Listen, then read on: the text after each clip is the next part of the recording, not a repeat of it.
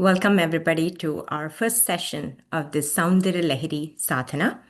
So I would start the session with a meditation and a few prayers. So in order to bring yourself into this class, to this present moment, we can do a short meditation. So if you can all sit tall, and I invite you to close your eyes if possible, with your head, neck, and trunk in a straight line, bringing your awareness within. And focus is on your breathing. Let that breathing be smooth or choppy, short or long, it does not matter, as long as you're completely aware of that breath from beginning to end. Inhaling and exhaling completely.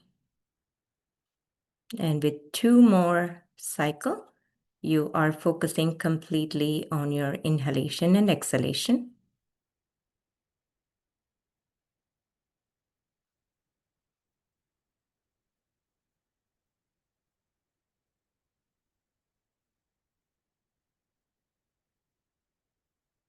Very good. Now, we will begin with a few prayers before this class.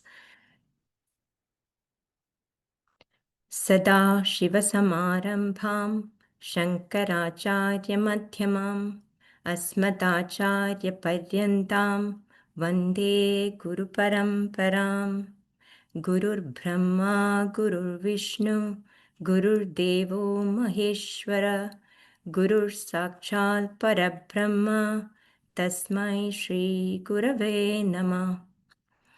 Vakratundha Mahakaya Suryakoti Samaprabha Nirvikhnam Kurume Deva Sarvakaryeshu Sarvada Sarvamangala Mangalye Shive Sarvarthasadhike Sharanye Trayambake Gauri Narayani Namostute.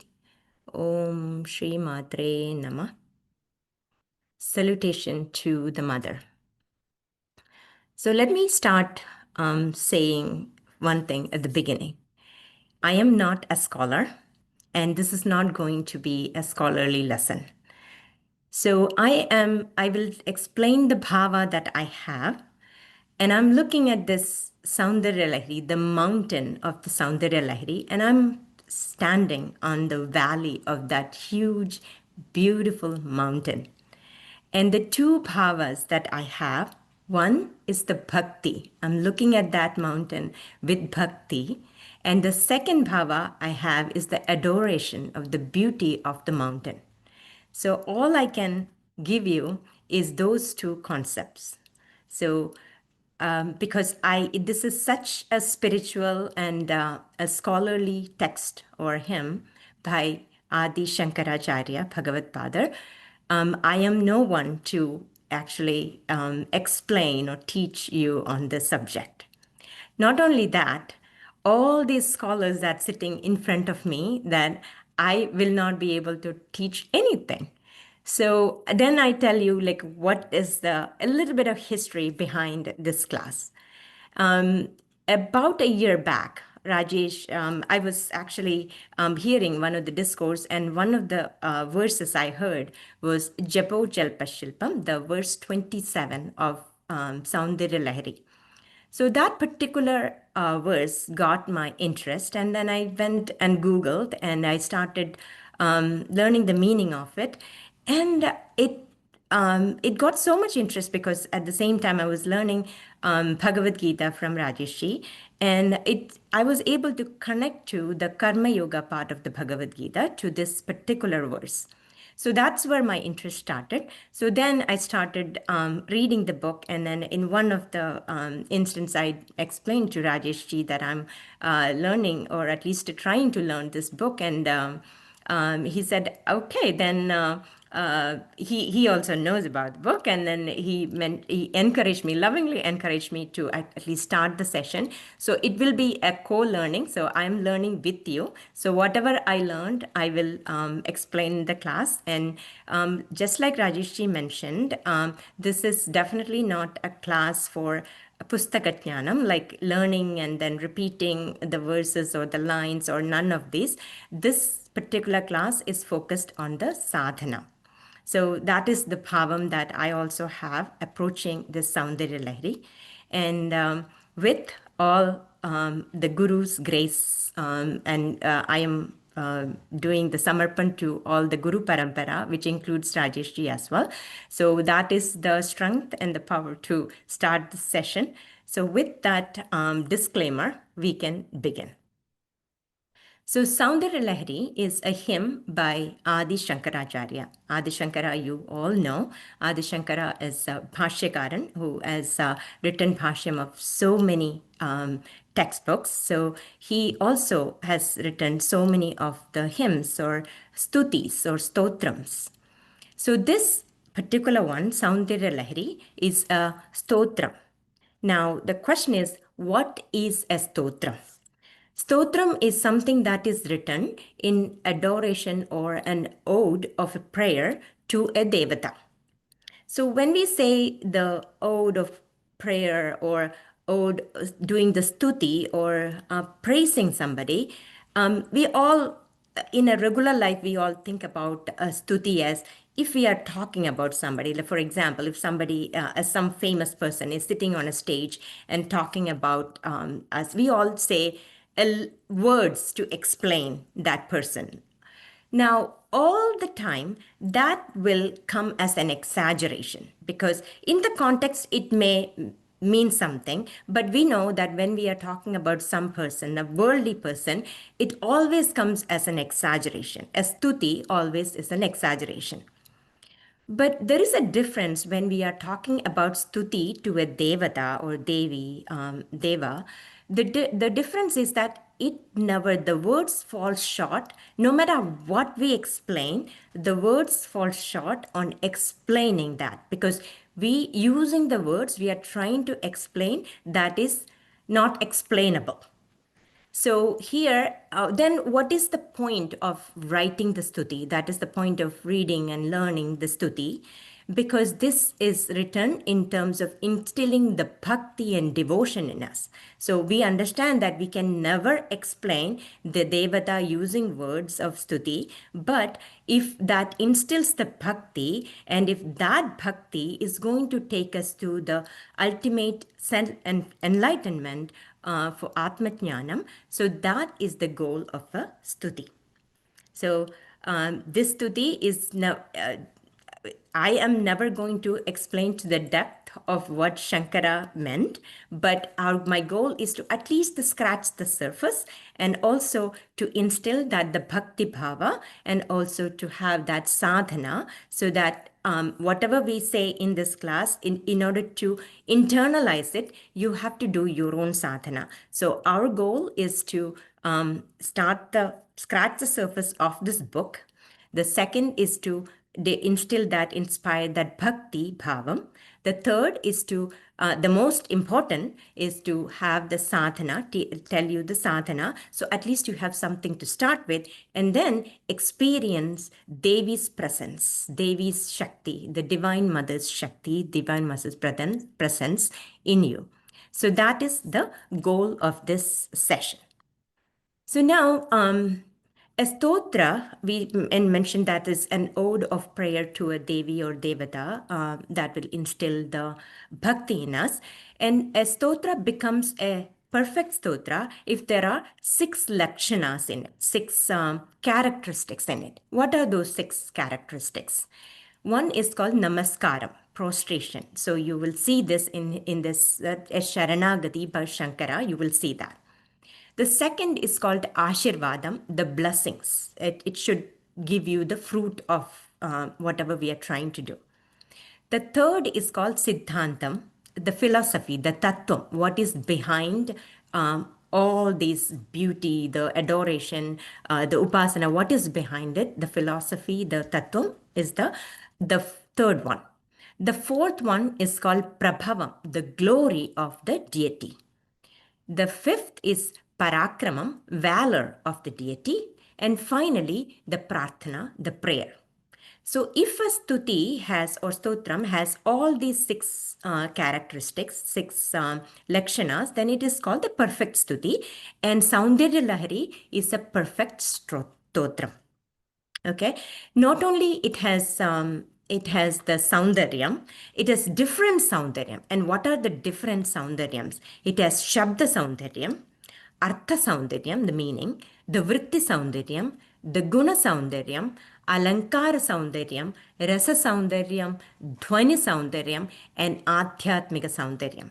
This is just to tell you that how profound this hymn by Shankaracharya is. And what is the subject matter of this hymn? Divine Mother. Divine Mother and her glory, her beauty, her mantras, her upasana methodology, the tantra, the methodology of upasana to Devi, the Divine Mother, is the subject matter. But above all these things are true, but above all, what matters is the content, that is Atma Jnanam. So this should take you to that self-realization. And this is an Advaitic textbook. Tantra is Advaita, that you are all familiar with Advaita Vedanta. So this is a slightly different, even though this is also Advaita. Tantra is Advaita. Tantra has logic. So we will walk you through the step-by-step logical approach to see Mother, see her beauty, see her glory, see her Nisima Mahima, the greatness of the Divine Mother. So we'll walk you through step-by-step on these by introduction and through the individual slokas. Now, so we talked about stotram. What is stotram? We talked about the subject matter, Divine Mother. Now, the book Soundarya Lahari has two sections. So before telling about the two sections, I want to tell the story of Shankara and the origin of this beautiful hymn. So the story goes like this. Sankara, we know that, at least I want to think of him as the avatara of Shankara, the Shiva himself. So Shankara went to Kailash to pray for Shiva and Mother Parvati. And the story goes that Shiva and Parvati are pleased with Shankara, and Shiva, who wrote a book on Devi and her glory, the book was presented to Shankara. Along with that, there is 5 lingas also presented. So let's stick with the book that was presented. And Shankara was so pleased with that blessings, and he took the book, and then he's leaving Kailasha. At the door, he sees somebody, and you all know that somebody it's Nandikesha. He's guarding the door, and he apparently did not like Shankara leaving with this book. Okay, so he snatched the book from Shankara. Shankara was totally perplexed at what happened, and during that snatching, he snatched one section of the book. So Shankara has that. A part of the book is with Shankara and part of the book is with Nandi. And Nandi said, "You cannot take this." So whatever be the reasons Nandi stopped Shankara, Shankara got the first part of the book. And of course, he's sad. And what do Shankara do? Whenever there is something, Shankara would pray to the Mother, Divine Mother. So he returned, he didn't say anything, and he prayed to Mother. And Mother appeared, and Mother told that it's okay, son Shankara, that you keep that first section of the book, which has 41 verses of that book. And why don't you write the second part, which is 59, to make it 100 by your own?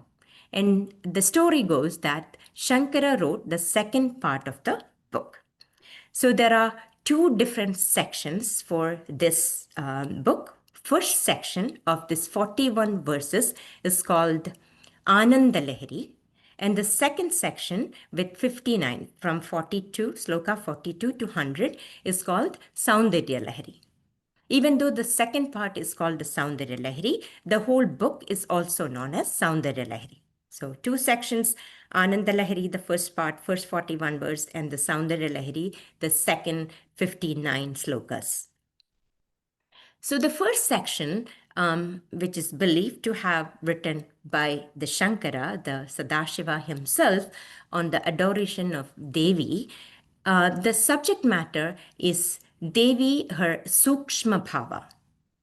Sūkṣma Bhāva, you all, whoever, many of you have been learning the Advaita Vedanta, you know about the three forms, the three bodies, the Sharira, Sthūla Sharira, Sūkṣma Sharira, and Karana Sharira. So here, the first part is the Sūkṣma Bhāva of Devi. The second part, the Soundarya Lahari, is depicting the Sthūla Bhāva of Devi by Shankara. So the first part, the Sūkṣma Bhāva, talked about her guna, her tattvam, her upasana, all that, her mantras, all that part comes in the Ananda Lahari, the first 41 verses. And the second part, there is a stark difference when you read through it.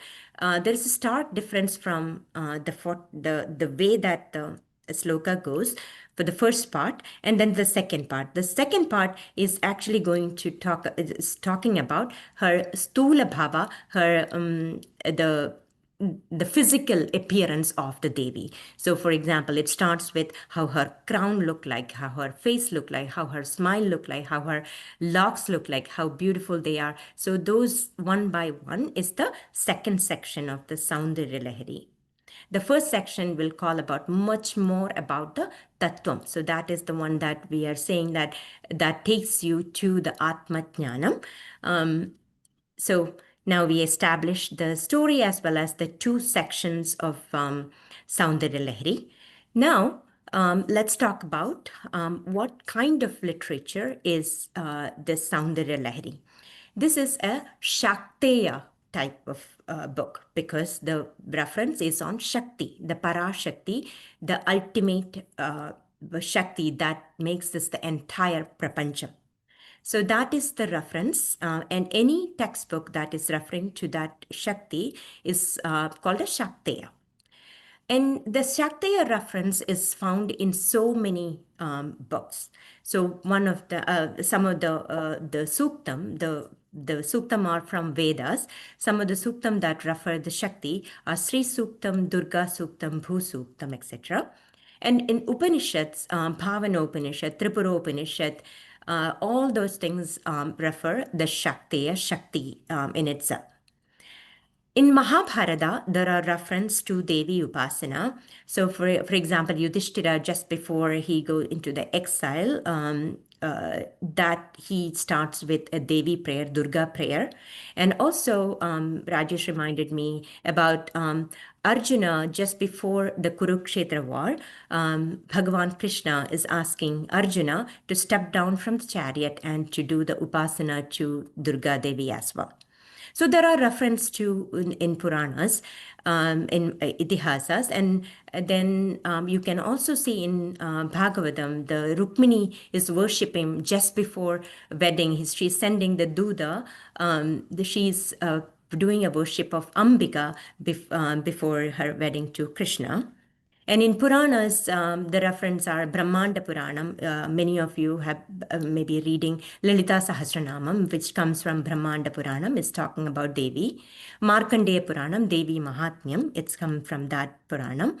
Then the literature goes on and on. Rudrayamalam, mini Sampradaya of Tantra. Tantra is a huge topic in itself. Parashurama Kalpasutram, Nityolsavam, so many books referring to this Shakteya. Now, just to talk about some of the people who has been doing a huge Devi sadhakas. Shankara, of course, who wrote Prapanchasara and Soundarya Lahari. Of course, Shankara did not only wrote about Devi, but his Shiva, Shivananda Lahari talk about Shiva, and you know many Bhaja Govinda. Many of his works are on many devatas, and then Tirumantiram. And one other thing I want to talk about the westernizing this Shakteya. Arthur Avalon, he is actually an advocate from a British advocate who was before independence India. So he got very much interested in tantric Shakteya worship, and he has translated. Arthur Avalon is actually the name, his pen name. His real name is John Woodruff. So he has translated many of these tantric textbook into English and made it available to many of the Western audience and many English speaking and English talking audience. Then some that we are familiar with, Maharshi Aurobindo, and one of the disciple of Ramana Maharshi, Kavikanda Ganapati, is supposed to be a huge Sri Vidya Upasaka, the Shakteya Upasaka. Shivaji from Maharashtra, he is a very big Devi Upasaka, and he has received that Khadgamala stotrum from a famous Jyotirlinga place called Sri Shailam of Andhra Pradesh. And then we are all familiar with Narayana Guru from Kerala and his disciples. And most of the Rajas of Mysore Raja, many of the Rajas are big Devi Upasakas. And I don't have to explain this to you. Sri Ramakrishna Paramahamsa was the biggest Kali Upasaka, and so is Vivekananda. So there are so many people that are Devi Upasaka, and the strength and the power that they have shown, whether in the spiritual world or in the day-to-day world, their own samrajyam like Shivaji, all that power comes from Devi Upasana. And if you look into across the pantheon of India, you can see that Devi Upasana in all different part of India, right? The Adritanaya, Uma, and him. You're gonna have to vacuum that. If you are not talking, I would appreciate if you put on mute. Uma, the Parvati, Adritanaya in Himalaya, Amba in Kashmir, and three beautiful Akshi Devis that we have, Kamakshi of Kanchipuram, Meenakshi of Madurai, Vishalakshi of Varanasi, Kamakhya in Guwahati, Bhavani in Maharashtra, Kali in Calcutta, Sharada in Sringeri, Chamundeshwari, Mysore, Bhagavati in Kerala, Bhadrakali. All these are form of that same Parashakti. So Devi Upasana is very, very relevant in all part of India. So with that backstory about the Shakti, Parashakti, we will now go into the subject matter of the Soundarya Lahari itself. Soundarya Lahari, the vision of beauty, or the beauty, when we talk about beauty, it may feel like it's a disconnect from the Advaita Vedanta, but let's start from what we know of beauty. So whenever you're thinking of beauty, can you think of something beautiful? You all thought about it. So if I could tell you, my dad, if I ask him, he's a big fan of Hema Malini. So he said the Hema Malini is a symbol of beauty. And then if I can tell my own, like we say, Sri Devi is the most beautiful person. And then if you ask the later generation, the Rashmika, Mandana, whatever, whoever is that famous Hollywood, Bollywood actress are, then you have a concept of beauty. Not only the beautiful person, and also the beauty of the mountain, beauty of anything that you see, the beautiful, that has a power. So why do you think that is beautiful? Because it has a power of attraction.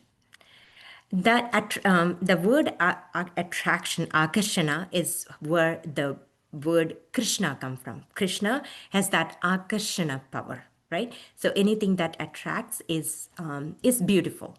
So now why we feel that way? Because we are at that very moment, not when we are talking about afterwards, at that very moment we see that beauty, we actually feel a layam with that beauty. So we are becoming one with that. We are we are forgetting ourselves. We are not feeling our identity. We are feeling one with that beauty. So that is where we have that layam, where we have that flow. That's where we are becoming that awestruck moment. I'm not talking about the moment where we are explaining to somebody about that beauty, because then that is lost. In that perfect, that moment where you're feeling, oh my, that inside, that whatever you're feeling, not when you say wow or oh my, it's a secondary reaction. It's that first thing that comes to your mind where you're feeling that awestruck moment. That's where you're feeling that attraction, you're losing yourself. That is the beauty we are talking about. And we talked about all the worldly things, like the actors, actresses, that where you think it's the symbol of beauty. Now, can I ask you something that even beautiful than that? Can you imagine something beautiful than all these things that we talked about? Can you imagine that? So usually we say whatever we have seen is beautiful. There is in Malayalam word, whatever seen is madhuram, whatever that not seen is even madhurataram, like more madhuram, right? So there is this the quote by Helen Keller. Let me see if I can find that. So she says that.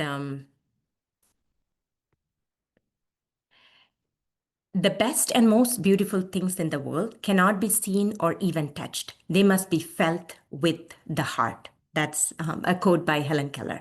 So we are talking about this beauty that we get the awestruck by that beauty. And if that is something that we can imagine, and anything that is beyond imagination, like which is beyond whatever you are seeing.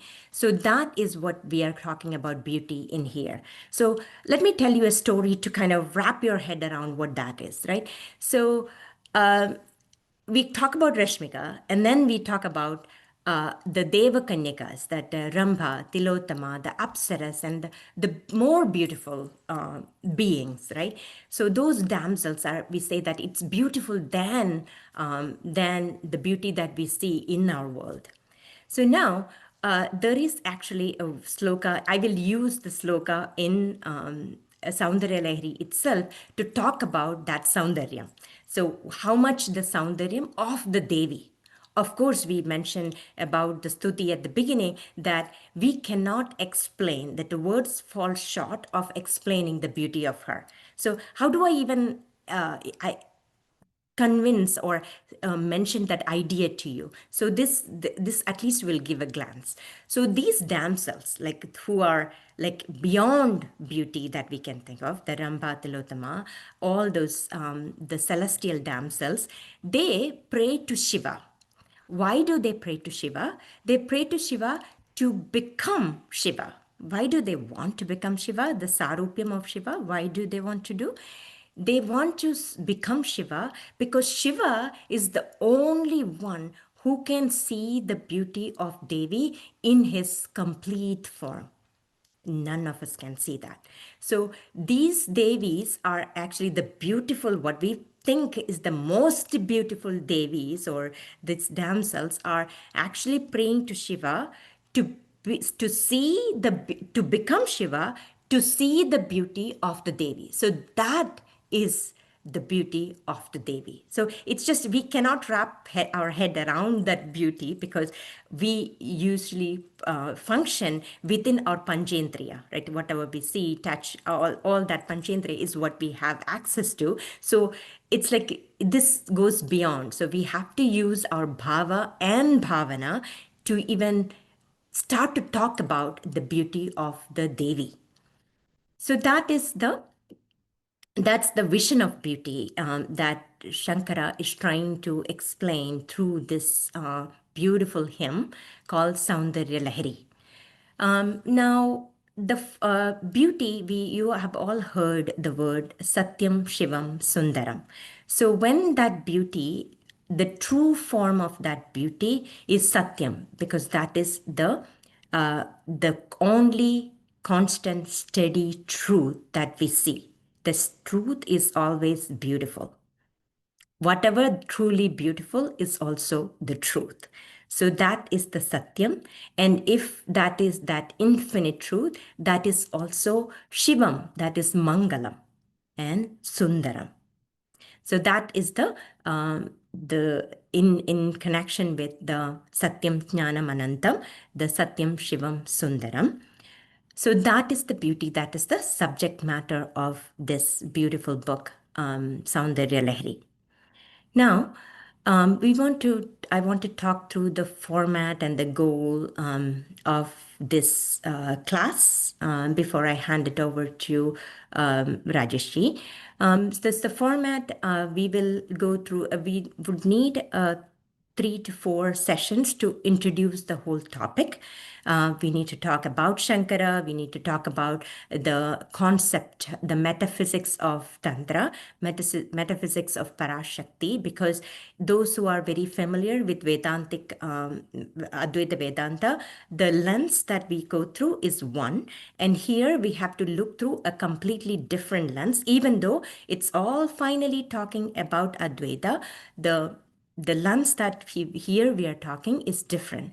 So we have to go through that metaphysics. So then this will actually clearly understand whatever the verses that is to follow. So we will establish that metaphysics. We'll talk about Shankara.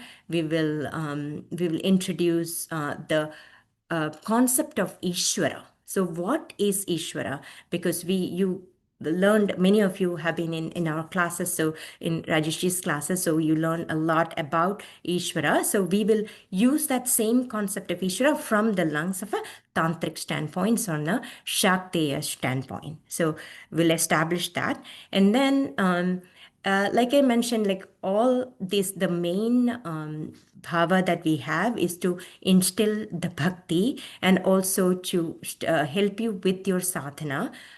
So we will focus on giving you the PDF of the sadhana that we are telling in the class. Many of you, I know that personally, I know many of you are already doing some of the sadhana. So this particular sadhana we are going to tell you is not to stop any of that. It is just to complement that. Those who haven't doing any sadhana, this will help you to start your sadhana during this amazing period, Dakshinayana time. Of Navaratri, this Navaratri season, this Dakshinayanam in all together, it's itself is a great time for internal reflection of sadhana, because you can see the Prakriti is also going inward. The Prakriti is shedding its leaves, and you can see that in the in the fall season, and it's kind of going inward. So this is a time of sadhana. So Prakriti is ready, and during that time, if you do the sadhana, the results will be much, much more than you do the sadhana during any other time. So these 9 days are extremely important. So that is the main reason that we started the class today on just the day before Navratri. So our goal with the class is that you do the sadhana for these 9 days along with your regular sadhana. Whatever we are introducing in this session, you do this sadhana, and using that sadhana, you continue with us for the about 108 lessons that we will have, because 100 sloka itself, we will be able to do the depth. If we want to do the depth of that slokas, we will need one whole session to talk about that. So we'll have those in those session about 45 minutes, and then we would also do the question answer. Again, I would ask you to approach this from a sadhana standpoint and less about like scholarly standpoint. But if you do have the questions, please, whatever I know, I can answer. But I know that definitely Rajesh ji will be able to answer all your questions. So the format is we'll have the introduction classes, and then we'll start the sloka one by one. You will be receiving the PDF of sadhana, and we are actually thinking about also to provide a summary as the classes progress. Again, most important is for you to do the sadhana. So I invite you to starting tomorrow. Tomorrow, start with the Navaratri, the first first day for these 9 days, if you can do. And then we meet again on Mahanavami on the October 1st. We meet again, and the classes from there onwards, from an Eastern time zone, it will be at 8:30 p.m. the evenings. And if anyone from India joining, it will be your Thursday morning. We'll send the time. So that's the kind of the format goal of the program. Once again, I reiterate, it's not going to be, at least what I am talking will not be a scholarly session. The idea is to scratch the surface of this amazing book and to inspire the bhakti, the devotion in you, and finally to do the sadhana. So that's our goal. And with that, I want to hand it over to Rajesh ji, and then I want to finally go through, introduce the sadhana, what you can do for these 9 days. So with that, Rajesh ji, over to you. Thank you, Jeena, for that amazing introduction. I hope this would have given you some high-level introduction to this amazing textbook called Soundarya Lahari. I just want to add a couple of points, and then Jeena is going to elaborate or unfold each of these topics in the upcoming sessions. First of all, about the master.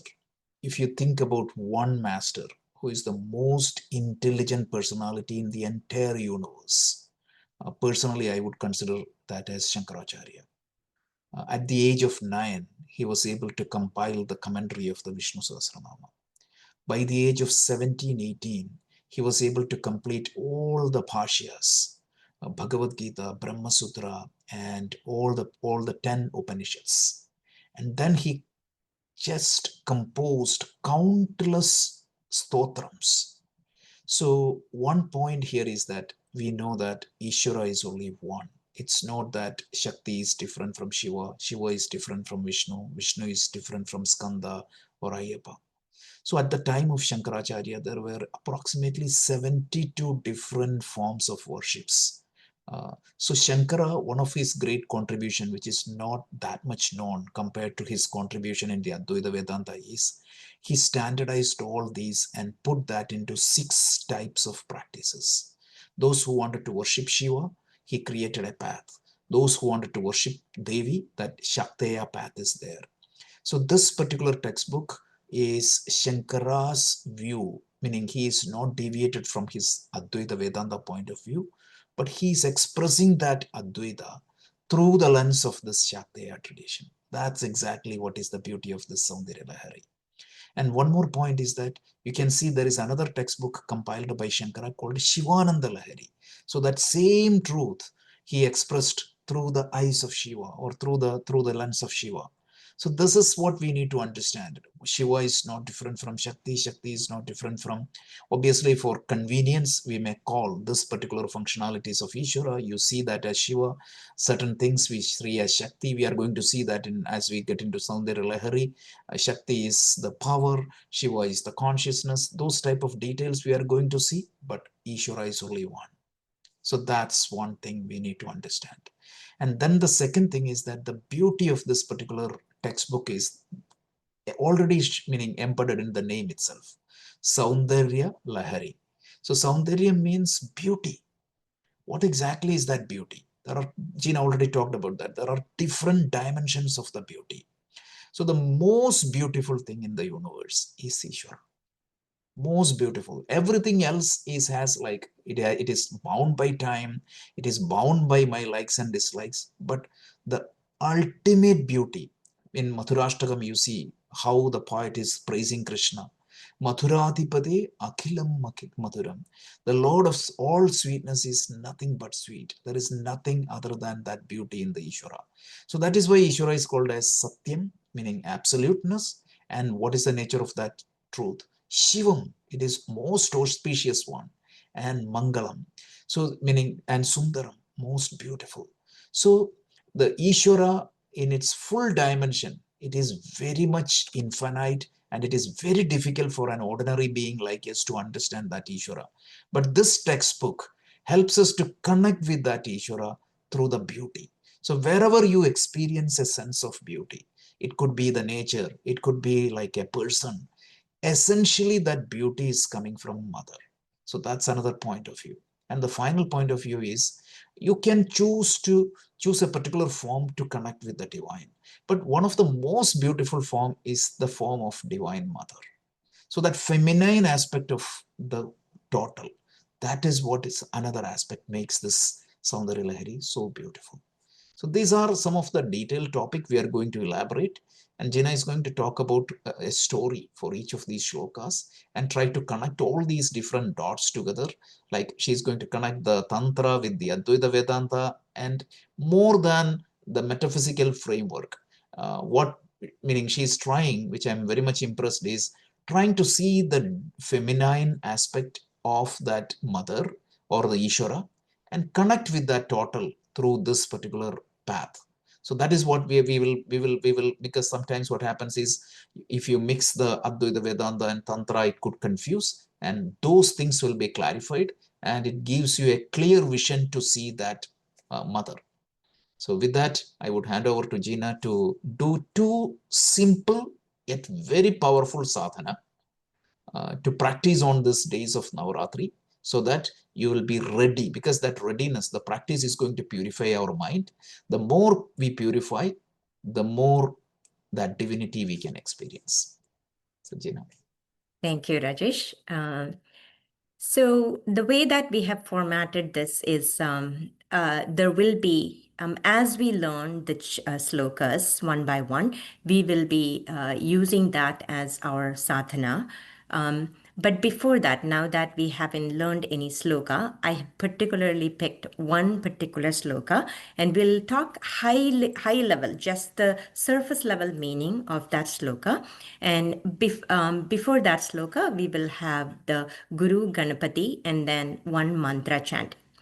The whole mantra is a totally different topic altogether. We will explain what exactly is mantra, what is the word, what does it mean, like all the mantra-śāstra. We'll talk about that later.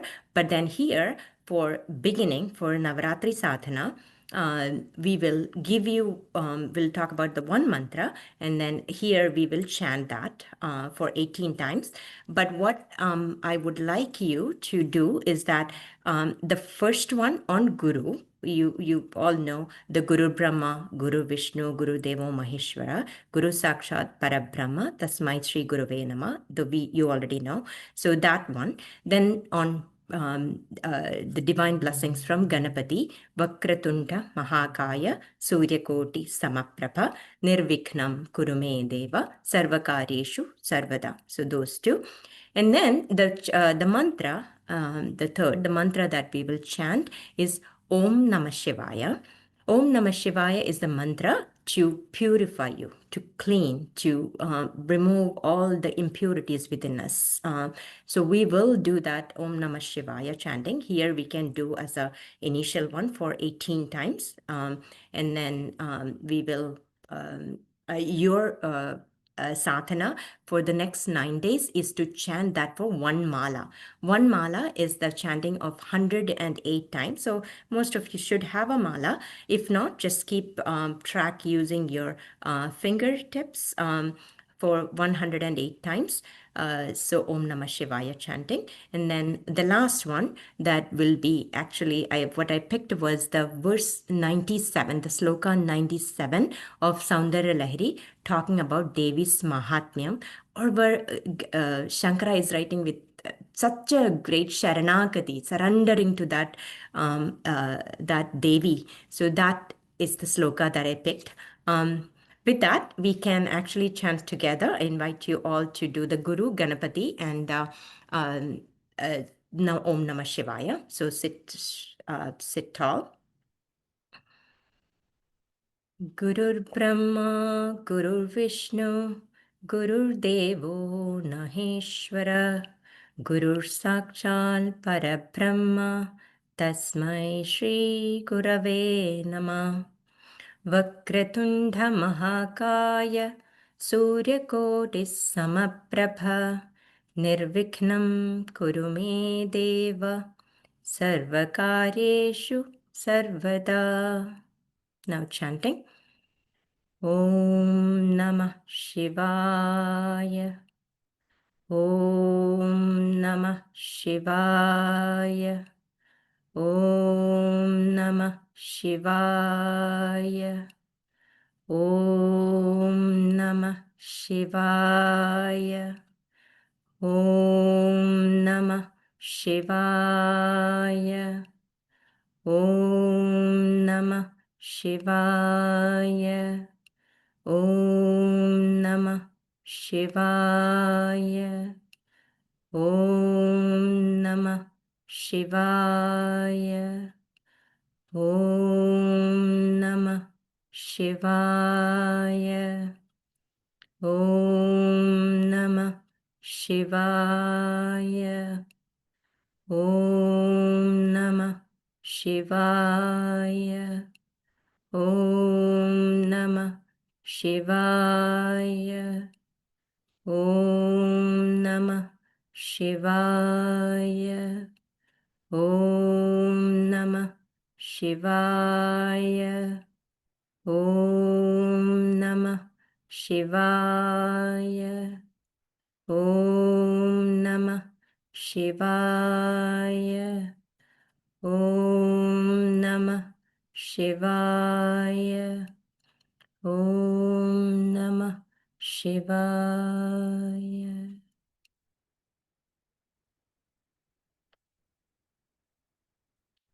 Finally, the 97 of Soundarya Lahari, after explaining all the gunas, all the Soundaryam of Devi, still Shankara is at the O and then looking at her Sharanagati, and he says that I will chant the sloka and then we'll go through the very high level meaning. Giramahurdevim druhinagrihinim agamavido harehi patnim patmam harasahajarim hadritanayam turiya kapitvam duradigamanissima mahima mahamaya vishwam brahmayasi parabrahma mahishi. So he's talking about Parabrahma Mahishi. Parabrahma Mahishi is that consciousness, that Brahman's Mahishi, Patni. He's talking about that. And where is he starting?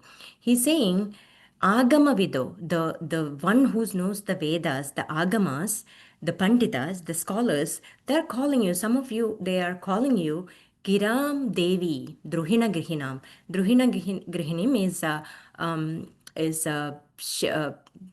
the Brahma, the Lord Brahma's Patni, Giram Devi. Giram Devi is Saraswati Devi. So some of these scholars who knows the Veda are calling you Giram Devi, the Saraswati Devi. And some of you are calling you Harehi Patnim Patmam. Harehi is Mahavishnu's Patni, Patma, the Mahalakshmi. Some are calling you Mahalakshmi. And then some are calling you Hara Sahacharim Adridanayam. Hara Sahacharim, who is the Sahacharini of Haran or Shiva, Adritanaya. Adri is mountain, mountain's daughter, Parvati. So some are calling you Brahma Patni, Saraswati, some are calling you Mahalakshmi Patni, Vishnu Patni Mahalakshmi, some are calling you Shiva Patni Parvati. But I know that you are not just the three, but you are Turiya Kapitvam. You are that fourth place, like Turiyam Avastha, Kapitvam, Duradigama Nisima Mahima. Duradigama is like, we cannot explain, like just like we were talking about earlier, the stotram, these words will always fall short to talk about your Nisima Mahima, boundless Mahima, the Mahatmyam, or the greatness or the profoundness of you. No matter how much we try to explain, we cannot do that. So you are, so beyond these Triguna, the Trimurti Shaktis, you are that fourth stage, Turiya Kapitvam Duradigama Nisima Mahima. And with that, what are you doing? You're doing with your Mahamaya, with your that Shakti, you are making the Vishwam Brahmayasi. You are revolving the whole Vishwam, the Prapancham. So here he's showing that adoration to the Devi. So he's recognizing, just like Rajesh already mentioned, that it's not, he's bringing that Advaitam here. So some may be calling you Saraswati, some may be calling you Mahalakshmi, some may be calling you Parvati, but I know that you are beyond that. You are that Turiya Avastha, you are that Parashakti whose Mahima is boundless, right? Unlimited, boundless, and Mahima. And with that Mahamaya, with your power, you are revolving this whole universe. And that Parabrahma Mahishi is you. So that is the verse that it's very close to my heart. And hopefully, if you can chant these also, we will send you the PDF version. If you can chant this at least 10 times during this Navratri season, this will be a perfect sadhana to begin. So to summarize, one verse each for Guru and Ganapati. Om Namah Shivaya chanting, the 108 times one mala chanting will take only 5 to 10 minutes, less than 10 minutes, I should say. And then the 10 times chanting of this beautiful, beautiful verse at 97. It's almost at the end of the sloka. It's the skriti that with that Sharanagati, Shankara is singing this, praising Divine Mother. So if you can do this chanting, that would be wonderful. And I leave you with the thought that may Devi's blessings be, Mother Goddess blessings be with you and all. Hopefully this will take you to that ultimate enlightenment one day.